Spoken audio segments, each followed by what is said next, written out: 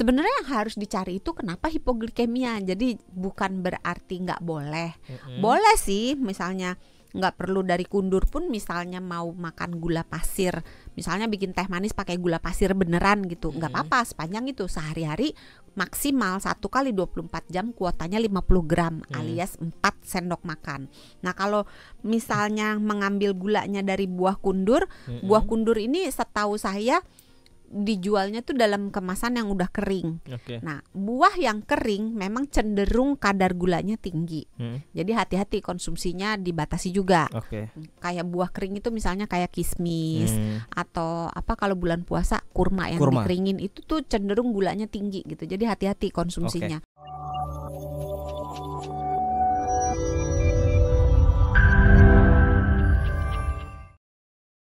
Ada buah miracle nih Mas Sony. Rasa gulanya sangat super. Karena jika kita mau makan buah miracle itu, kita makan sawo keset, masih terasa manis.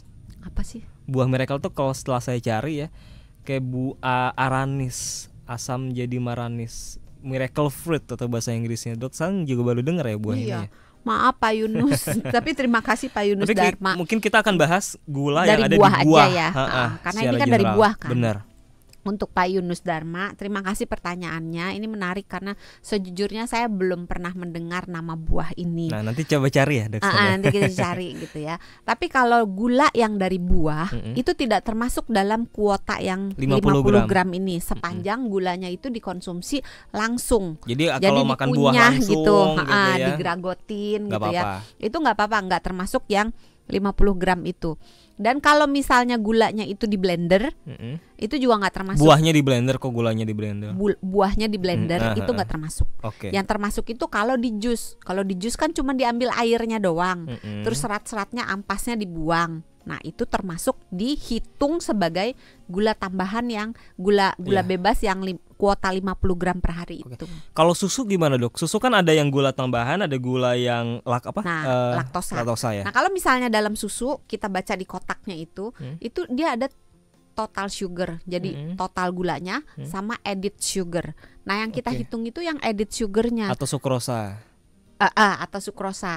Tapi kalau misalnya dia tulisannya laktosa, maka laktosanya itu tidak dihitung. Karena laktosa itu adalah gula alami yang ada di dalam susu.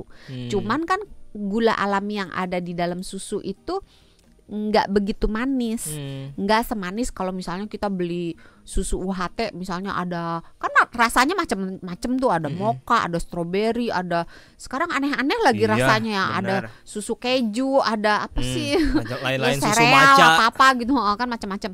Nah untuk membuat itu menjadi enak sehingga laku, biasanya ditambahkan gula.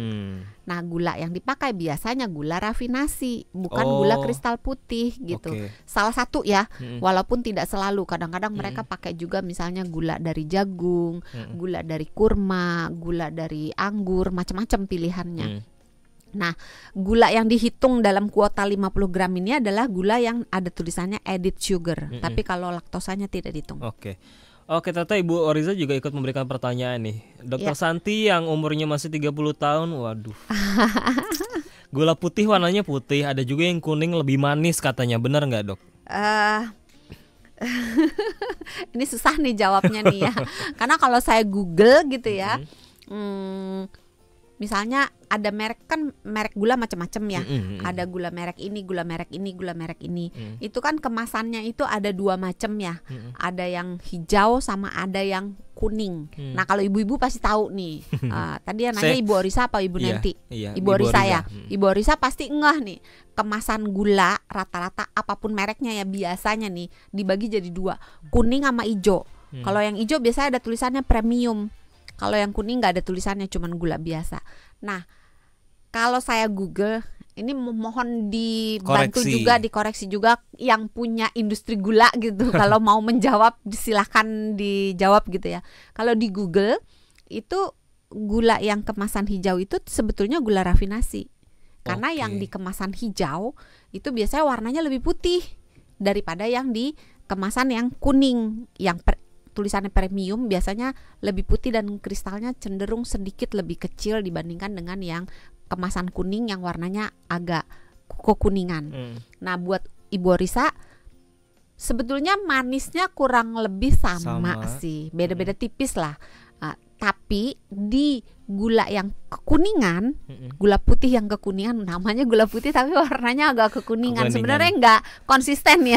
Harusnya bilangnya gula kuning, tapi gula kuning juga kok nggak kuning-kuning banget. Kuning banget. Karena kalau kuning tua jadinya gula Jawa dong ya.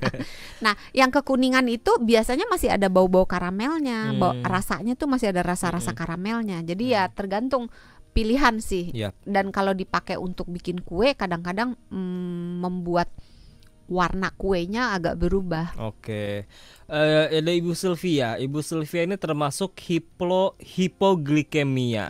Suka minum air gula dari buah kundur manisan, itu boleh nggak dok? Cuma beberapa batang kecil manisan aja kok, misalnya 4 batang. Iya, terima kasih Ibu Sylvia atas pertanyaannya. Sebenarnya yang harus dicari itu kenapa hipoglikemia. Jadi bukan berarti nggak boleh.